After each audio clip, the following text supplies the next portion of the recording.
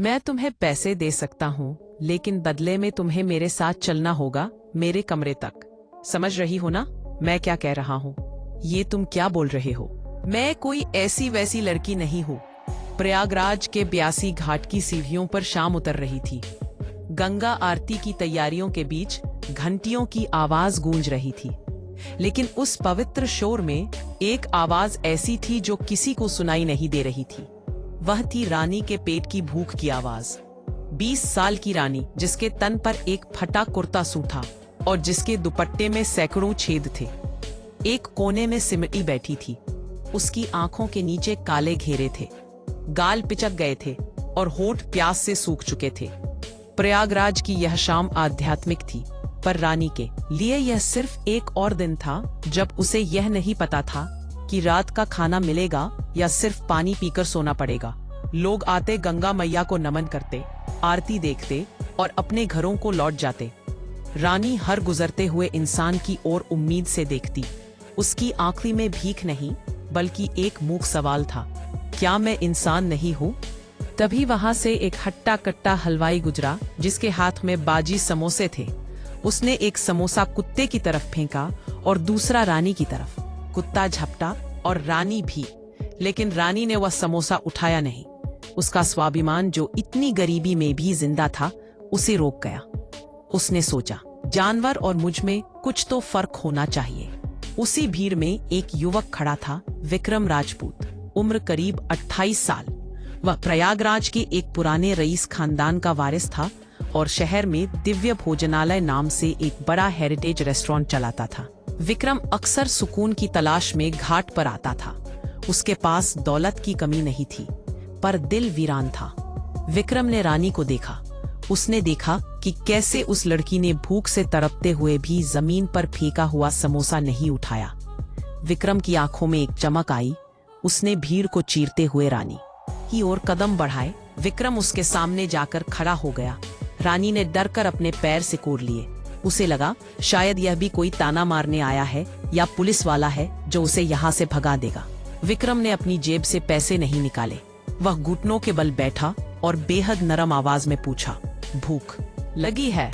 रानी ने कोई जवाब नहीं दिया, बस अपनी बड़ी बड़ी डरी हुई आंखों से उसे देखती रही। विक्रम ने फिर कहा, मैं तुम्हें खाना खिला सकता हूँ, लेकिन एक शर्त है। रानी का दिल धक से रह गया। शर्त शब्द सुनते ही उसके रोंगटे खड़े हो गए। गरीबों की दुनिया में शर्तों का मतलब अक्सर जिस्म का सौदा होता है। उसने गुस्से और डर से अपनी मुट्ठी भी ली। विक्रम शायद उसके मन का डर पड़ गया। उसने तुरंत हाथ जोड़ते हुए कहा, गलत मत समझना, मेरी शर्त यह है कि मैं मुफ्त में खाना नहीं दूंगा। तुम्हें मेरे साथ चलना होगा, मेरे रेस्टोरेंट में काम करना होगा। बदले में खाना भी मिलेगा, छत भी और इज्जत के पैसे भी। ठीक मांगकर पेट भरोगी या मेहनत करके सर उठाओगी, फैसला तुम्हारा है। रानी सन्न रह गई। आज तक लोगों ने उसे सिक्के दिए थे, गालियां दी थी, हिकारत दी थी, लेकिन किसी ने उसे काम या इज्जत का ऑफर नहीं दिया था। उसके मन में द्वंद्व चल रहा था। क्या भरोसा करूं? यह अनजान आदमी कौन है? कहीं यह कोई चाल तो नहीं? लेकिन फिर उसने विक्रम की आंखों में देखा। वहां हवस नहीं थी, दया भी नहीं थी, वहां सिर्फ भरोसा था, एक बराबरी का भाव था। रानी ने कांपते हुए होंठों से कहा, मुझे काम नहीं आता साहब। विक्रम मुस्कुराया, एक ऐसी मुस्कान जिसने रानी के अंदर के डर को पिघला दिया। कोई माँ के पेट से सीख कर नहीं आता। नियत साफ हो तो पत्थर भी कारीगरी सीख लेता है। चलो। रानी उठी। उसके पैर लड़खड़ा रहे थे। वह विक्रम की काली चमचमाती कार के पास पहुंची। ड्राइवर ने नाक भौं सिकोड़ी, लेकिन विक्रम ने खुद पिछली सीट का दरवाजा खोला और रानी को बैठने का इशारा किया। गाड़ी दिव्य भोजनालय के पिछवाड़े रुकी। यह एक पुरानी हवेली थी जिसे रेस्टोरेंट में बदला गया था। वहां मसालों की खुशबू हवा में तैर रही थी, इलायची, केसर और देसी घी की महक। विक्रम रानी को लेकर अंदर आया। वहां का स्टाफ, मैनेजर, वेटर, रसोई सब हैरान रह गए। मैनेजर ने धीरे से कहा, सर, यह तो भिखारिन है, इसे आप किचन में लाएंगे? ग्राहक क्या सोचेंगे? विक्रम ने कड़क आवाज में कहा, यह भिखारिन थी, अब ये हमारे परिवार का हिस्सा है। काकी, वहाँ की बुजुर्ग रसोइया, इसे गुसल खाने ले जाओ, इसे साफ कपड़े दो और पेट भरकर खाना खिलाओ, कल से काम शुरू होगा। उस रात रानी ने सालों बाद साबुन की खुशबू महसूस की। जब वह नहाकर काकी का दिया हुआ एक पुराना लेकिन साफ आसमानी सलवार सूट पहनकर बाहर आई तो आईने में उसने खुद को पहचाना नहीं। धूल की परतों के नीचे एक बेहद सुंदर सांवली सलोनी सूरत छिपी थी। उसकी आंखें जो अब तक बुझी हुई थी अब दिए की तरह चमक रही थी। काकी ने उसे दाल, चावल और गर्म रोटियां दी। रानी ने पहला निवाला मुंह में डाला और उसकी आंखों से झरझर आंसू बह निकले। ये सिर्फ खाने का स्वाद नहीं था, ये आजादी का स्वाद था। विक्रम दूर खड़ा ये सब देख रहा था। उसके दिल को एक अजीब सा सुकून मिला जो करोड़ों की डील साइन करके भी नहीं मिलता था। शुरुआत के दिन आसान नहीं थे। स्टाफ के लोग रानी से दूरी बनाकर रखते, उसे अछूत जैसा महसूस कराया जाता। उसे बर्तन धोने का काम मिला था। रानी बिना शिकायत किए घंटों झूठे बर्तन मांजती। उसके हाथ कट जाते, कमर दुखती, लेकिन वह उफ तक नहीं करती क्योंकि वह जानती थी कि बाहर की दुनिया की जलालत से यह दर्द कहीं बेहतर है। विक्रम चुपचाप उस पर नजर रखता था। एक दिन किचन में बहुत हड़बड़ी मची थी। शाम के वक्त शाही पनीर का ऑर्डर बहुत ज्यादा था। मुख्य बावर्ची ने गलती से ग्रेवी में नमक ज्यादा डाल दिया था। अब नया बनाने का वक्त नहीं था। बावर्ची चिल्ला रहा था, सब डरे हुए थे। रानी कोने में खड़ी बर्तन धो रही थी। वह झिझकते हुए आगे आई और धीरे से बोली, माफ करना, अगर इसमें थोड़ा सा दूध और भुना हुआ बेसन मिला दे और ऊपर से नींबू का रस तो नमक कम हो जाएगा। बावर्ची ने उसे डांटने के लिए मुंह खोला, तू हमें सिखाएगी 2 टके की? तभी विक्रम किचन में दाखिल हुआ। उसने रानी की बात सुन ली थी। रुकिए, विक्रम ने कहा, करो जैसा यह कह रही है।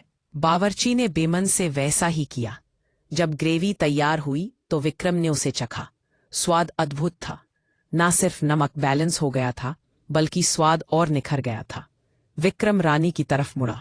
उसकी आंखों में हैरानी और प्रशंसा थी। तुम्हें यह कैसे पता? रानी ने नजरें झुकाकर कहा, मेरी माँ, जब हम छोटे थे और कभी कभी नमक ज्यादा हो जाता था तो वह ऐसे ही ठीक करती थी। गरीबी सिखा देती है साहब कि खाने को बर्बाद नहीं करते, उसे सुधारते हैं। उस दिन के बाद रानी का काम बदल गया। विक्रम ने उसे सब्जी काटने और मसालों को तैयार करने का काम सौंपा। धीरे धीरे विक्रम और रानी के बीच की दूरियां मिटने लगी। विक्रम अक्सर बहाने से किचन में आता, कभी मसालों के बारे में पूछता, कभी खाने के बारे में। एक बरसात की दोपहर जब रेस्टोरेंट खाली था, रानी मसालों के डिब्बे साफ कर रही थी। विक्रम वहां आया। रानी, तुम पढ़ना जानती हो? उसने पूछा। रानी ने सिर हिलाया, नहीं साहब। तो फिर मसालों को पहचानती कैसे हो? रानी ने एक डिब्बा उठाया, आंखें बंद की और गहरी सांस ली। महक से साहब, हर मसाले की अपनी एक कहानी होती है, जैसे हर इंसान की होती है। ये दालचीनी है, थोड़ी मीठी, थोड़ी तीखी, बिल्कुल जिंदगी जैसी। विक्रम मंत्रमुग्ध होकर उसे देखता रह गया। उस पल उसे एहसास हुआ कि रानी कोई साधारण लड़की नहीं है। उसके पास एक ऐसी रूह है जो विक्रम की खाली दुनिया को भर सकती है। बारिश की बूंदें खिड़की से आ रही थी। विक्रम ने अनजाने में अपना हाथ रानी के हाथ पर रख दिया। रानी सिहर उठी। एक करंट सा दोनों के बदन में दौड़ गया। नजरें मिली। उस खामोशी में हजारों बातें हो गईं जो लफ्ज कभी नहीं कह सकते थे। यह प्यार की पहली दस्तक थी। रानी अब किचन की जान बन गई थी। विक्रम ने उसे कुकिंग सिखानी शुरू कर दी। रानी बहुत जल्दी सीखती थी। उसके हाथों में जादू था। लोग अब दिव्य भोजनालय में सिर्फ विक्रम के नाम से नहीं बल्कि उन नए हाथों के स्वाद के लिए आने लगे थे। लेकिन प्यार कभी आसान रास्तों से नहीं गुजरता। विक्रम की मां कमला देवी, जो एक सख्त और पुरानी ख्यालों की महिला थी, उन्हें जब यह भनक लगी कि उनका बेटा एक भिखारिन को ना सिर्फ सर पर चढ़ा रहा है बल्कि शायद उसे चाहने भी लगा है, तो उनके पैरों तले जमीन खिसक गई। एक दिन रेस्टोरेंट में एक बहुत बड़ी पार्टी थी। शहर के मेयर और बड़े बड़े रईस आए हुए थे। कमला देवी भी वहां मौजूद थी। रानी ने उस दिन मेहमानों के लिए खास प्रयागराजी थाली तैयार की थी। जब रानी खाना परोसने बाहर हॉल में आई तो एक अमीर औरत जिसने रानी को महीनों पहले घाट पर देखा था जोर से चिल्लाई, अरे यह लड़की तो वही है जो 82 घाट पर कटोरा लेकर बैठती थी।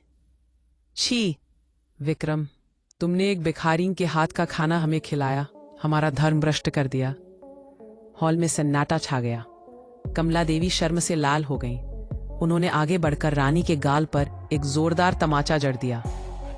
निकल जा यहां से, तुझे पनाह दी और तूने मेरी नाक कटवा दी। रानी का गाल जलने लगा, लेकिन उससे ज्यादा उसका दिल जल रहा था। उसकी आंखों से आंसू बह निकले। वह बिना कुछ बोले अपना एप्रन खोलकर वहां से भाग गई। बारिश हो रही थी और वह उसी बारिश में गायब हो गई, वापस उसी अंधेरे की तरफ जहां से वह आई थी। विक्रम उस वक्त ऑफिस में था। जब वह शोर सुनकर बाहर आया तो रानी जा चुकी थी। उसे पूरी बात पता चली। उस दिन पहली बार विक्रम ने अपनी मां की आंखों में आंखें डालकर बात की। मां, आपने उसे नहीं, मेरे दिल को तमाचा मारा है। वो भिखारिन नहीं थी, वो इस रसोई की अन्नपूर्णा थी। और आप लोग जिसे धर्मभ्रष्ट होना कहते हैं, मैं उसे इंसानियत कहता हूं। अगर वह इस घर में नहीं रहेगी तो मैं भी नहीं रहूंगा। विक्रम पागलों की तरह अपनी गाड़ी लेकर बारिश में निकल पड़ा। विक्रम ने पूरा प्रयागराज छान मारा। हर घाट, संगीत, हर गली, हर मंदिर। बारिश रुकने का नाम नहीं ले रही थी। उसका दिल बैठा जा रहा था। क्या उसने रानी को हमेशा के लिए खो दिया? रात के 2 बज चुके थे। थक हार कर विक्रम उसी 82 घाट की उसी जगह पर पहुंचा जहां वह रानी से पहली बार मिला था। वहां एक पेड़ के नीचे भीगी हुई और कांपती हुई रानी बैठी थी। उसने अपने घुटनों में सिर छुपा रखा था। वह रो नहीं रही थी, वह सुन्न हो चुकी थी। विक्रम दौड़कर उसके पास गया। उसने अपना कोट उतारकर रानी को ओढ़ाया। रानी, उसने पुकारा। रानी ने सिर उठाया। उसकी आंखों में शिकायत नहीं, बस एक गहरी उदासी थी। साहब, आप क्यों आए? मैं वही ठीक थी। कचरे को महल में रख देने से वो सोना नहीं बन जाता। विक्रम ने उसका चेहरा अपने हाथों में लिया। उसकी आंखों से आंसू छलक पड़े। तुम कचरा नहीं हो रानी, तुम मेरी जिंदगी हो। उस महल में, उस रसोई में और मेरे सीने में सिर्फ सन्नाटा था। तुमने आकर उसे भरा है। तुम नहीं जानती, लेकिन पिछले 6 महीनों में मैंने सांस लेना सीखा है, सिर्फ तुम्हारे कारण। रानी ने उसे अविश्वास से देखा। लेकिन समाज, आपकी माँ। विक्रम ने उसे अपने सीने से लगा लिया। बारिश और तेज हो गई, जैसे आसमान भी उनके मिलन पर रो रहा हो खुशी से। भाड़ में जाए समाज। इज्जत पैसे से नहीं, चरित्र से होती है। और तुमसे ज्यादा अमीर चरित्र मैंने किसी का नहीं देखा। मुझसे शादी करोगी रानी? मेरी पत्नी बनोगी, मेरी अर्धांगिनी। यह सुनते ही रानी फूट फूट कर रो पड़ी। यह आंसू दुख के नहीं थे, यह उस स्वीकारोक्ति के थे जिसके लिए हर इंसान तरसता है, अपनापन। उसने धीरे से सिर हिलाया। विक्रम ने उसे गोद में उठा लिया। अध्याय 7। दिव्य भोजनालय अब सिर्फ एक रेस्टोरेंट नहीं, बल्कि एक ब्रांड बन चुका था। लेकिन इससे भी बड़ी बात यह थी कि विक्रम और रानी ने मिलकर एक संस्था खोली थी, हमारा आश्रय। यहाँ वे उन लड़कियों और बच्चों को लाते थे जो घाटों पर भीख मांगते थे। उन्हें खाना बनाना, सिलाई, कढ़ाई और पढ़ना सिखाया जाता था। आज दिव्य भोजनालय को भारत के सबसे प्रतिष्ठित कुकिंग अवार्ड से सम्मानित किया जा रहा था। मंच पर विक्रम खड़ा था। एंकर ने माइक पर अनाउंस किया, और अब मैं बुलाना चाहूंगा इस कामयाबी के पीछे की असली ताकत को, मिसेज रानी विक्रम राजपूत। रानी मंच पर आई। उसने एक खूबसूरत प्रयागराजी साड़ी पहनी थी, माथे पर छोटी सी बिंदी और मांग में सिंदूर। उसके चेहरे पर अब वो डर नहीं था, बल्कि गजब का आत्मविश्वास था। हॉल तालियों से गूंज उठा। वही लोग जो कभी उसे दुत्कारते थे, आज खड़े होकर तालियां बजा रहे थे। विक्रम की मां कमला देवी भी सामने की पंक्ति में बैठी थी। उनकी गोद में विक्रम, संगीत और रानी का 1 साल का बेटा था। उनकी आंखों में भी अब बहू के लिए सिर्फ गर्व था। रानी ने माइक थामा। उसकी आवाज थोड़ी कांपी, फिर स्थिर हो गई। मैं आज यहाँ खड़ी हूँ तो अपनी काबिलियत से ज्यादा अपने जीवन साथी के भरोसे की वजह से। उन्होंने मुझे तब अपनाया जब मैं खुद को भी नहीं अपना पा रही थी। लोग कहते हैं कि प्यार अंधा होता है, पर मैं कहती हूँ कि प्यार वह नजर है जो फटे कपड़ों के अंदर छिपे इंसान को देख लेती है। उसने विक्रम की ओर देखा और कहा, आपने मुझे भीख में सिक्के नहीं दिए, आपने मुझे मेरी जिंदगी दी। I love you.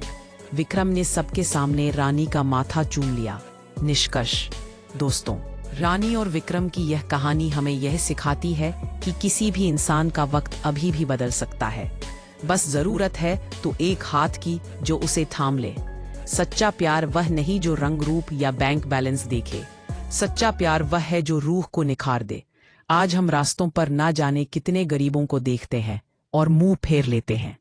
क्या पता उनमें से कोई कल का रानी या कोई खोया हुआ हीरा हो।